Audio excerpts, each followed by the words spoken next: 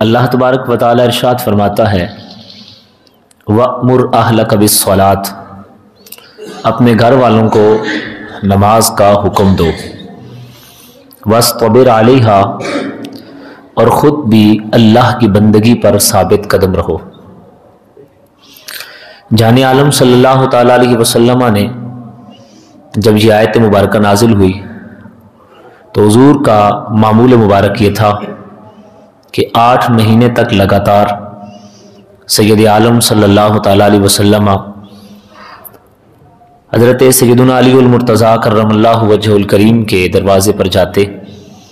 اور فجر کے بعد سرکار فرماتے الصلاۃ رحمکم اللہ، فرمایا اللہ تم پر رحم کرے، نماز کا وقت ہو گیا ہے۔ اور پھر سرکار یہ آیت تلاوت کرتے انما یرید اللہ لیذھب عنکم الرجس اہل البیت ویطہرکم تطہیرا۔ احباب سی احتشام، یہ آیت اگرچہ اس میں خطاب حضور کو ہے، لیکن حضور کے توسل سے سرکار کی ساری امت کو خطاب ہے، جس میں ہمیں یہ حکم دیا جا رہا ہے کہ اپنے گھر والوں کو نماز پڑھنے کا حکم دو۔ قرآن مقدس میں ایک اور مقام پر خلاق عالم ارشاد فرماتا ہے یا ایھا الذین آمنوا قوا انفسکم واہلیکم نارا، اے ایمان والو اپنے آپ کو اور اپنے گھر والوں کو جہنم کی آگ سے بچاؤ۔ کون سی جہنم کی آگ؟ وقودھا الناس والحجارہ، وہ جہنم کہ جس کا ایندھن انسان اور پتھر ہے۔ آج افسوس یہ ہے کہ خود دوسروں کو نماز کی دعوت دینا تو کجا، اپنی نمازیں قضا ہو جاتی ہیں لیکن ہمارے کانوں پر جوں تک نہیں رینگتی، اور ہمیں نقصان کا احساس تک نہیں ہوتا، یہ خیال ہی نہیں آتا کہ میں نے تو رب کی بندگی کرنی تھی، مجھے تو رب نے اپنی بندگی کے لیے پیدا کیا ہے، اور جس نماز کو میں بلائے بیٹھا ہوں اس کا حکم تو قرآن مقدس میں بار بار مجھے اللہ نے دیا ہے۔ 700 سے زائد مرتبہ جس چیز کا حکم قرآن میں اللہ دے، بندہ اس سے منہ موڑ کے بیٹھ جائے تو یہ بندگی نہیں ہے۔ سرکار غوث پاک رحمۃ اللہ تعالیٰ علیہ کی 11ویں شریف کا مہینہ ہے۔ حضور غوث الثقلین و غیث الکونین رضی اللہ تعالیٰ عنہ نے ارشاد فرمایا لو نزل من السماء نار، فرمایا اگر آسمان سے آگ نازل ہو، ما نجا منہا، کوئی بندہ بھی اس آگ سے نہیں بچے گا، الا اہل المساجد، اگر کوئی آگ سے بچے گا تو صرف وہ بچے گا جو مسجد میں بیٹھا ہوا ہوگا۔ مسجد اللہ کے انعامات، اللہ کی نوازشات، اللہ کے کرم کا مرکز و محور ہے، اور مسجد میں ہی بیٹھنے والے بندوں کے لیے دنیاوی بھی کامیابیاں ہیں اور اخروی بھی کامیابیاں ہیں۔ مگر افسوس آج فی زمانہ مسجد میں بیٹھنا ہمارے لیے بوجھ بن گیا، مسجد کی طرف آنا ہمارے لیے بوجھ بن گیا، مساجد آباد کرنا ہمارے لیے بوجھ بن گیا، نماز پڑھنا ہمارے لیے بوجھ بن گیا، بندگی کی بات کرنا ہمارے لیے بوجھ بن گیا۔ امام الانبیاء صلی اللہ تعالیٰ علیہ وسلم کے غلاموں، قرآن مقدس میں اللہ تبارک و تعالیٰ نے تخلیق انسانیت کا مقصد بیان کیا تو فرمایا وما خلقت الجن والانس الا لیعبدون، ہم نے جن و انسان کو اپنی بندگی کے لیے پیدا کیا ہے، کوئی اور کام نہیں ہے انسان کا۔ انسان کی تخلیق کا منشا، انسان کی تخلیق کا مقصد وہ بندگی الہی ہے، اللہ کی بندگی ہے، مگر آج انسان اللہ کی بندگی سے منہ موڑ کے بیٹھا ہے، اور اس بندگی سے منہ موڑنے کی نحوست ہے کہ آج ہم در بدر کی ٹھوکریں کھا رہے ہیں، آج ہمیں کسی جگہ بھی سکون نہیں آ رہا۔ اسی سورہ طٰہٰ میں اللہ تبارک و تعالیٰ نے ارشاد فرمایا ومن اعرض عن ذکری، جس بندے نے میرے ذکر سے منہ موڑا، نماز سے منہ موڑا، یاد الہی سے منہ موڑا، ذکر الہی سے منہ موڑا، فإن له معیشۃ ضنکا، ہم ان کے لیے دنیا کی زندگی تنگ کر دیں گے، ان کے لیے تنگی ہے، ان کی زندگانی تنگ ہو جائے گی۔ وَنَحْشُرُهُ يَوْمَ الْقِيَامَةِ أَعْمَى، اور قیامت کے دن ایسے بندوں کو ہم اندھا کر کے اٹھائیں گے، وہ اندھے ہوں گے میدان محشر میں جو آج اللہ کی بندگی سے منہ موڑ رہے ہیں۔ صاحبان ذی احتشام، آج حالات میرے اور آپ کے سامنے ہیں. اگر ہم کبھی تنہائی میں بیٹھ کر غور و فکر کریں تو صوفیاء یہ کہتے ہیں کہ جس بندے کے لیے بندگی آسان ہو جائے، جس بندے کے لیے عبادت کرنا آسان ہو جائے، جس بندے کے لیے نیکی کرنا آسان ہو جائے، جس بندے کے دل سے دنیا نکل جائے اور دنیا سے بے رغبت ہو جائے، اور جو بندہ اطمینان قلبی رکھنے والا ہو، سمجھو کہ اللہ تبارک و تعالیٰ کا اس پر انعام ہے، اکرام ہے، اور اللہ کی اس کو رضا حاصل ہے. اور اگر کسی بندے سے بندگی وہ منہ موڑ لے اور وہ بندگی نہ کر پائے، نیکی اس کے لیے مشکل ہو جائے، تو ایسے بندے کو تنہائیوں میں بیٹھ کر رونا چاہیے کہ میں کس طرح ہوں، میں کیا کر رہا ہوں، میں کیسی زندگی بسر کر رہا ہوں. صاحبو، حضرت بابا بلے شاہ صاحب نے بڑی پیاری بات کہی تھی. فرمایا وہ کتا کہ جس کو مالک ایک وقت کی آدھی روٹی کھلاتا ہے، ساری رات مالک کے دروازے پر بیٹھ کر اس مالک کی چوکھٹ کا حق ادا کرتا ہے اور رکھوالی کرتا ہے. بندے تجھے اللہ صبح سے لے کر شام تک پتہ نہیں کتنی نعمتیں کھلاتا ہے، مگر اس کے باوجود تو اللہ کی بندگی کرنے کے لیے مسجد کی طرف نہیں آتا. اوے اٹھ بلیا چل یار منائیے، نیتے بازی لے گے نہیں کتے تے تو اتے. اوے بلے شاہ اٹھ کر رب کو منا لے، وگرنہ تجھ سے تو کتے بازی لے گے جو اپنے مالک کا دروازہ نہیں چھوڑتے، اور تو ہے کہ مالک کے دروازے کی طرف آتا ہی نہیں ہے. صاحبان سید شام، ہمارے محبوب صلی اللہ تعالیٰ علیہ وسلم کی مبارک فرامین جو کتب احادیث کے اندر موجود ہیں، ان میں سے میں صرف 1 سے 2 حدیث پاک آپ کے سامنے رکھتا ہوں. اور ہر ذی شعور انسان کو، عقل رکھنے والے انسان کو اس بات کا احساس ہو جائے گا کہ آج رحمت الہی ہم سے روٹ کیوں گئی ہے، آج ہم پریشانیوں کا شکار کیوں ہیں، آج ہمیں تکالیف و مصیبتوں کا سامنا کیوں ہے. یہ جو مہنگائی ہے یہ عالمی مسئلہ ہے، ہم نے خود اپنی زندگی کو مینج کرنا ہے. وگرنہ سرکار غوث پاک رحمۃ اللہ تعالیٰ علیہ نے جو مبارک دور دیکھا، اس وقت بغداد شریف کے حالات یہ تھے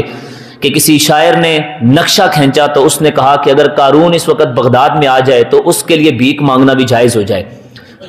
کئی دن تک لوگ بھوکے رہتے تھے. تو یہ ہر دور کا مسئلہ رہا ہے، لیکن اس کے باوجود اہل ایمان پر کبھی یوں زندگی تنگ نہیں ہوئی، ان کے دل کبھی تنگ نہیں ہوئے. آج ہمارے لیے زندگی تنگ ہو گئی ہے اور ہر بندہ رونا روتا ہے. اس کا سبب کیا ہے؟ ترمذی شریف کے اندر حضرت انس بن مالک رضی اللہ تعالیٰ عنہ سے یہ حدیث پاک مروی ہے. سید عالم صلی اللہ تعالیٰ علیہ وسلم نے ارشاد فرمایا جو بندہ آخرت کے حوالے سے کوشش کرنے لگ جاتا ہے، جعل اللہ غناہ فی قلبہ، اللہ اس کے دل کو غنی کر دیتا ہے، اسے مال کی تنگی فیل نہیں ہوتی، اس کے لیے اللہ غنا پیدا کر دیتا ہے. اللہ تبارک و تعالی اس کے سارے بکھرے کاموں کو جمع کر دیتا ہے، اس کے لیے کام آسان ہو جاتے ہیں. وَأَتَتْهُ الدُّنْيَا وَهِيَ رَاغِمَةٌ، فرمایا دنیا اس حال میں اس کے پاس آتی ہے کہ وہ ذلیل ہوتی ہے، یعنی ذلیل و خوار ہو کر دنیا اس کے ہاتھ میں آ جاتی ہے. اس بندے کے لیے کہ جس بندے کے لیل و نہار آخرت کے لیے ہوتے ہیں اور وہ آخرت کی کاوش اور کوشش کرنے لگ جاتا ہے. اور جو بندہ دنیا کے لیے کوشش کرنے لگ جاتا ہے، اللہ اس کے سامنے فقر کو ظاہر کر دیتا ہے، اس کی آنکھوں کے سامنے فقر آ جاتا ہے. سرکار فرماتے ہیں اور جو بندہ آخرت کے لیے کوشش نہیں کرتا، دنیا کے لیے کوشش کرتا ہے، اللہ تبارک و تعالیٰ اس کے سارے بکھرے ہوئے، سارے جمع کیے ہوئے کاموں کو بکھیر دیتا ہے. اللہ اس کے سارے جمع کیے ہوئے کاموں کو بکھیر دیتا ہے، اور دنیا تو اس کے صرف اتنی ہی ہاتھ آتی ہے جتنی اس کے مقدر میں ہوتی ہے، مزید دنیا اس کے ہاتھ نہیں آئے گی، لیکن اس کے جمع شدہ کاموں کو بھی اللہ بکھیر دیتا ہے. ایک اور حدیث پاک جو ابو داؤد شریف کے اندر ہے، ہمارے آقا و مولا صلی اللہ تعالیٰ علیہ وسلم اپنے غلاموں کو بتا کے گئے. اللہ کے محبوب علیہ الصلوۃ والسلام فرماتے ہیں غلاموں سنو، فرمایا جو شخص تمام فکروں کو چھوڑ کر ایک چیز کی فکر کرنے لگ جاتا ہے اور وہ ہے فکر آخرت، اللہ تبارک و تعالیٰ اس کے تمام دنیاوی کام اپنے ذمے لے لیتا ہے. اور جو بندہ تمام کاموں کو چھوڑ کر صرف دنیا کی فکر کرنے لگ جاتا ہے، فرمایا اللہ تبارک و تعالیٰ کو ایسے شخص کی کوئی پرواہ نہیں، وہ یہاں مرے یا وہاں مرے، اس کی زندگی بے معنی ہو جاتی ہے. سید عالم صلی اللہ تعالیٰ علیہ وسلم کے غلاموں، حدیث پاک حضرت ابو ہریرہ رضی اللہ تعالیٰ عنہ سے مروی ہے، ہمارے آقا علیہ الصلوۃ والسلام نے ارشاد فرمایا اللہ فرماتا ہے اے ابن آدم، تو میری عبادت کے لیے اپنے آپ کو فارغ کر لے، میری عبادت کرنے کے لیے اپنے آپ کو فارغ کر، ٹائم نکال. املا صدرک غنن، فرمایا میں تیرا دل غنا سے بھر ڈالوں گا، تیرے دل کے اندر میں غنا بھر دوں گا. فرمایا میں فقر کو تیرے سے دور کر دوں گا. محتاجی تیرے قریب نہیں آئے گی۔ اور اے ابن آدم اگر تو یہ کام نہیں کرے گا نا، ملا تو یدیک شغلن، تو میں تیرے دونوں ہاتھوں کو مشغولیت سے بھر دوں گا، یعنی پھر تو بھاگتا رہے گا، او یار کام ہی ختم نہیں ہوتے کہ نماز پڑھوں، میرے پاس تو ٹائم ہی نہیں ہے کہ اللہ کی بندگی کروں، میرے پاس تو وقت ہی نہیں ہے کہ بھائی میں اللہ کو یاد کروں۔ صاحبوں جنہوں نے اللہ کو یاد کرنا تھا، اللہ نے ان کے لیے وقت میں برکت ڈال دی تھی، اور اللہ تبارک و تعالیٰ ان کو وقت بھی دے دیتا ہے۔ صرف 39 سال حضرت عمر بن عبدالعزیز رحمۃ اللہ تعالیٰ علیہ کی عمر تھی، لیکن پوری دنیا کو جناب عمر بن عبدالعزیز رحمۃ اللہ تعالیٰ علیہ نے عدل و انصاف سے بھر دیا۔ حضرت عمر بن عبدالعزیز کو لوگ ثانی فاروق اعظم کہتے ہیں۔ 39 سال صرف آپ کی عمر ہے اور آپ نے ساری دنیا کو عدل و انصاف سے بھر ڈالا۔ ایک دن کے اندر 5 پارے روزانہ قرآن مقدس کی تلاوت کرتے تھے، دن سارے باقی دنیاوی معاملات بھی کرنے ہیں، بچوں کا کھانا کا سلسلہ بھی سارا کچھ کرنا ہے۔ اور یہ میں کسی پیر فقیر کی بات بھی نہیں کرنے لگا، اور میں کسی مولوی اور کسی جناب مفتی کی بات بھی نہیں کرنے لگا، یہ میں ایک اس شخص کی بات کرنے جا رہا ہوں کہ جو وقت کا بادشاہ تھا، اور اس کی بادشاہت بھی ایسی نہیں تھی جیسے آج بادشاہوں کی بادشاہت ہے کہ جن کی جناب جمہوریت والی بادشاہت ہے اور اس کے 3 پاؤں لڑکھڑا رہے ہیں اور 1 پاؤں کے اوپر وہ بیٹھے ہیں اور وہ بادشاہت کر رہے ہیں۔ یہ بڑے پکے قسم کے بادشاہ لوگ تھے جنہیں وراثتاً بادشاہت ملتی تھی۔ سیدنا عمر بن عبدالعزیز رحمۃ اللہ تعالیٰ علیہ کا وقت وصال آیا تو جناب عمر رضی اللہ تعالیٰ عنہ کی زوجہ محترمہ نے کہا کہ آپ دنیا سے جا رہے ہیں تو اپنے بچوں کے لیے تو آپ نے کچھ بنایا نہیں، تو آپ کچھ بچوں کو نصیحت ہی کر جائیں۔ حضرت عمر بن عبدالعزیز نے فرمایا میری اولاد کو بلاؤ۔ جب اولاد کو بلایا گیا تو سیدنا عمر بن عبدالعزیز اپنے بچوں سے کہنے لگے میرے بیٹا میں تم سے معذرت کرتا ہوں، تمہارا باپ بہت کمزور تھا اور بڑا بزدل تھا، اس لیے تمہارے باپ نے تمہارے لیے کچھ نہیں بنایا۔ انہوں نے کہا ابا جی یہ کیسی بات کر رہے ہیں؟ تو عمر بن عبدالعزیز رحمۃ اللہ تعالیٰ علیہ نے فرمایا بیٹا بات یہ ہے کہ اگر میں دلیر ہوتا نا اور جہنم کا مجھے خوف نہ ہوتا تو میں بھی بہت سارا مال تمہارے لیے جمع کر لیتا، لیکن میں بہت کمزور ہوں، میں بہت بزدل ہوں، مجھے معلوم ہے کہ یہ دنیا فانی ہے اور یہاں کسی نے رہنا نہیں، اس لیے میں نے تمہارے لیے کوئی بھی زیادہ مال جمع نہیں کیا، میں نے تمہیں اللہ اور اس کے رسول کا دین سکھایا ہے، میں نے اللہ کی بندگی کا تمہیں درس دیا ہے، لہٰذا بیٹا میں تمہیں بس اسی چیز کا درس دے رہا ہوں کہ بیٹا باقی جو کچھ ہونا ہے ہو جائے گا، لیکن اللہ اور اس کے رسول صلی اللہ تعالیٰ علیہ وسلم سے کبھی غداری نہ کرنا۔ تو حضرت عمر بن عبدالعزیز کے صاحبزادے کہنے لگے ابا جی ہم آپ کے احسان مند ہیں، لوگوں کے جو بیٹے ہیں نا شہزادے وہ گلی میں نکلتے وقت ڈرتے ہیں، لوگ تانے دیں گے، لوگ برا بلا کہیں گے، لوگ گالیاں نکالیں گے، فرمایا اللہ کا کرم ہے آپ کے صدقے کہ ہم گلی میں نکلتے ہیں، لوگ سلام بھی کرتے اور ہمیں دعائیں بھی دیا کرتے ہیں۔ صاحبان سید شام، میرے آقا علیہ الصلوۃ والسلام کے غلاموں، مجھے اور آج آپ کو آخرت بھول گئی ہے، ہمیں آخرت یاد ہی نہیں ہے۔ حضرت داؤد طائی رحمۃ اللہ تعالیٰ علیہ سے خلیفہ ہارون الرشید نے کہا کہ داؤد مجھے کوئی نصیحت کرو، تو حضرت داؤد طائی رحمۃ اللہ تعالیٰ علیہ مسکرائے، فرمایا خلیفہ بتا ابا جی کہاں ہیں؟ اس نے کہا وہ تو قبر میں ہے۔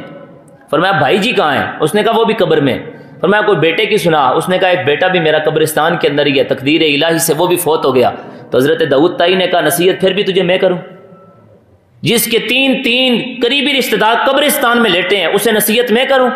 جب تجھے یہ بات معلوم ہے کہ یہاں رہنا کسی نے نہیں ہے، اوے مٹی دائیں تے مٹی رہنا، پھر کہہ دی بلے بلے اج مٹی دے اتے بندیا تے کل مٹی دے تھلے، جب جانا وہاں ہے تو پھر اس کام کی تیاری کیوں نہیں کر رہا؟ جب تجھے معلوم ہے کہ یہ دنیا فانی ہے تو پھر اکڑ کس بات کی ہے؟ امام الانبیاء کے غلاموں، اپنے دل کو فکر آخرت کی طرف لائیے اور یہ بات اپنے ذہن کے اندر بٹھا لیجئے۔ ہمارے آقا و مولا صلی اللہ تعالیٰ علیہ وسلم نے صحابہ کو صرف ایک بات سکھائی تھی اور ایک ہی بات کا درس دیا تھا، اور وہ یہ تھا کہ حضور نے فرمایا غلاموں یہ دنیا فانی ہے، یہاں رہنا کسی نے نہیں، ہر ایک نے یہاں سے چھوڑ کے چلے جانا ہے۔ 2 صحابہ کا آپس میں جھگڑا ہو گیا، سیاستہ میں حدیث پاک ہے، اور دونوں آپس میں دلائل دے رہے تھے، اور جب سرکار کی بارگاہ میں آئے تو میرے محبوب علیہ الصلوۃ والسلام نے ایک ہی جملہ ارشاد فرمایا، حضور تو غیب دان نبی ہیں لیکن سرکار نے تربیت بھی تو کرنی تھی۔ فرمایا ممکن ہے تم میں سے کوئی ایک زبان تیز چلا کر آج مقدمہ اپنے حق میں کروا لے، لیکن یاد رکھنا جس نے کسی کی ایک بالش زمین پر ناحق قبضہ کیا، اس کا حق مارا، فرمایا قیامت کے دن اللہ 7 زمینوں کو توق بنا کر اس کے گلے میں ڈالے گا۔ اب حال یہ ہوا کہ ایک صحابی دوسرے سے کہیں کہ حضور یہ میری زمین اس کو دے دے، اور دوسرا کہے حضور میری اس کو دے دے، میں نہیں لیتا، اس لیے کہ ہمیں آخرت یاد ہے کہ ہم نے مرنا بھی ہے اور آخرت کے گھر میں بھی جانا ہے۔ ہمارے آقا و مولا صلی اللہ تعالیٰ علیہ وسلم نے صحابہ کو یہی بات بتائی تھی، فرمایا غلاموں میں تمہیں صرف ایک بات سمجھاتا ہوں، اور وہ یہ ہے کہ اگر دنیا آخرت کے لیے یہ دنیا کی آسائش اور آرام کو تم ترک کر دو گے، اللہ قیامت کے بعد جنت میں تمہیں سے بہتر نعمتیں عطا فرمائے گا۔ اللہ ہم سب کو فکر آخرت کی توفیق عطا فرمائے۔